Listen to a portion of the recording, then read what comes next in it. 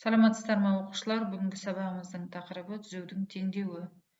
Тікбұрышты координаталар жүйесінде түзудің жалпы теңдеуі ax қосылған y қосылысы тең 0 түрінде немесе y тең kx қосылған l түрінде жазуға болады. Енді бірінші есепті қарастыратын болсақ, ox, y координаталық түзулерінің теңдеулері қандай дейді. Ox өсінің теңдеуі y-тің 0 деген нүктесіне өтіп тұрғасын жерде y тең 0 түзу болады.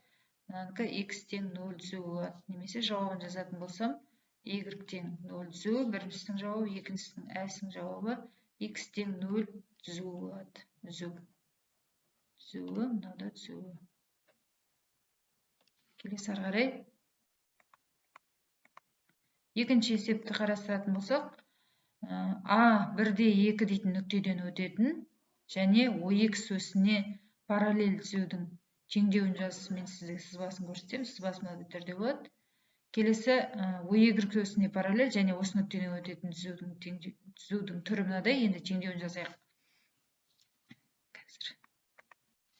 Енді мынау бірінші жағдайда y-тің 2 деген нүктесіне өтіп тұрғасын жерде бұл y тең 2 деген түзу болады. Екіншісі мынау x тең 1 деген түзу болады. Ал жазайық, а жағдайының жауабы ox өсіне параллель 1-2 нүктесі арқылы өтетін түзудің теңдеуі y тең 2 болады. Түзу. Келесі әсі y өсіне міне параллель және мына нүктеден өтетін түзудің теңдеуі x тең 1 деген түзу болады екен. Түзу. Келесі ары қарай. Үшінші есепте a 2-3 мына 2-3 нүктесі арқылы өтетін және ox өсіне перпендикуляр мына түрде болады. Екіншісі y өсіне перпендикуляр мына түрде болады. Енді әрқайсының теңдеуін жазатын болсам, мынау енді бірінші жағдайда x-тің 2 деген нүктесіне өтіп тұрғасын жерде x тең 2 деген түзу болады, екінші y тең 3 деген түзу болады. Сонда жауабын жазайын, a ox өсіне перпендикуляр 2-3 нүктесі арқылы өтетін түзудің теңдеуі x тең 2 түзуі. Келесі ә жағдайында y тең 3 түзуі. Келесі 2 нүкте арқылы өтетін түзудің теңдеуі мына формула бойынша есептеледі екен. Олай болса, 7-ші есепті осы формуламен шығарып көрейік. Мұндағы енді x1-дің мәні 1-ге тең, y1 2, x2 3-ге тең, y2 2-ге тең. Мына жердегілер. Енді осыны формула қояйық. X азайтылған x1 1-ге тең, x2 3 азайту x1 1-ге тең, y азайтылған 2 бөлінген 2 азайтылған 2. Сонда x минус 1 бөлімінде мұнда 2 шығады. Y азайтылған 2 мұна бөлімде 0 шығады. Пропорцияның қасиеті бойынша мұна мен мынаны көбейтіндісі. Сонда y минус 2 тең 0 деген мән шығады. Y-тің мәні 2. Мынау сонда осы 2 нүкте арқылы өтетін түзудің теңдеуі.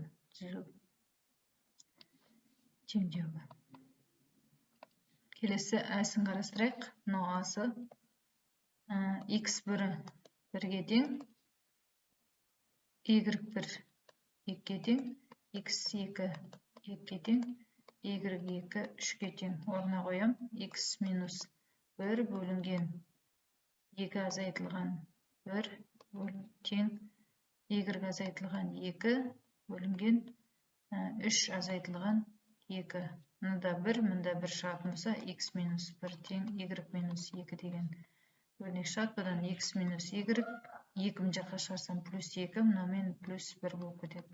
Сонда мынау түзудің теңдеуі мынадай түрде болады. Немесе y арқылы өрнектеп жіберетін болсам, y тең болады x қосылған 1 деген түзудің теңдеуі. Не мына жазылады, не мына жазылады. Түзудің теңдеуі. Келесі осының басын өз беттерімен шығарып көріңдер. Келесі ары қарай бұрыштық коэффициенті берілген координаталар басы арқылы өтетін түзудің теңдеуін табыңдар дейді. Енді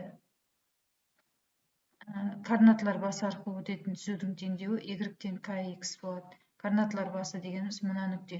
Осы нүкте арқылы өтетін түзудің теңдеуі. Енді бірінші жағдайда k-ның мәні 1-ге тең болса, мына жерге 1 қоясың, сонда y тең x деген түзу болады. Y тең x деген түзу, оның мынау теңдеуі, мынау кескіндесек түзудің мынадай түрде болады. Немесе мына жерде x-тің орнына енді бір нүкте мына нүкте арқылы өтеді. Екінші нүктесін табу үшін x-тің орнына кез келген мән бере саламын. Мысалы 2 берсем, 2-де 2 деген мына нүктемен мысалы қоса қоямыз екеуінің арасын. Келесі екінші жағдайда k-ның мәні 2 болса, мына жерге қоям, y-тен 2x деген түзу. Оның кескіндегенде мынау бірінші нүктесі мынау, екінші нүктесін табу үшін мына жерге 2 қоя қойсам, 2 2 4, 2-де мысалға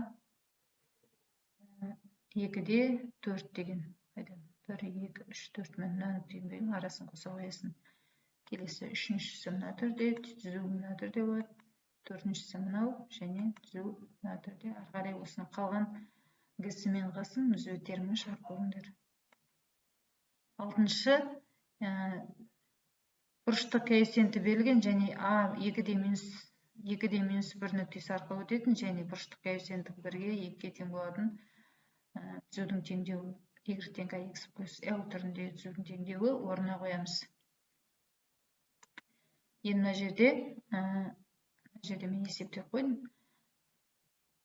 Яғни x-тің мәні 2-ге, y-тің мәні минус 1-ге тең, k-ның мәні 1-ге тең а жағдайын қарастыратын болсақ, мына жерде мына түзудің теңдеудің орнына қоямын. K-ның мәні 2, k-ның мәні 1, x-тің мәні 2 қойдым, плюс l, y-тің орнына минус 1 қоямын. Сонда l-дің мәні мынаны 2 жаққа шығарсам минус 3, орнына келіп қоямын.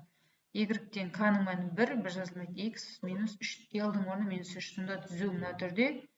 Енді мына нүкте арқылы өтетін түзу мына түрде болады екен. Яғни бір нүктесі мынау, мына жерге мән бере қойсаң, мысалы 0 берсең, минус 3 келесі нүктесі, осының арасын қоса қоясыңдар. Келесі екіншісі де дәл сондай. Дәл осы нүктеден және k-ның мәні 2-ге тең, минус 2-ге тең болғандағын қарастырдым жерде кісін.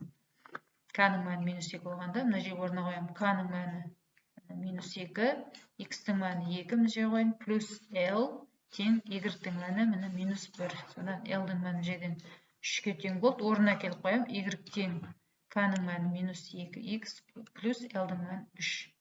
Енді мына бір нүктесі мынау, екінші нүктесін табу үшін жерге 0 қойсам, келесі нүкте мынау, осы екеуінің арасын қоссақ, түзу мына түрде болады екен. Келесі осының қалғандарын өз беттерімен шығарып көріңдер. Сау болыңдар.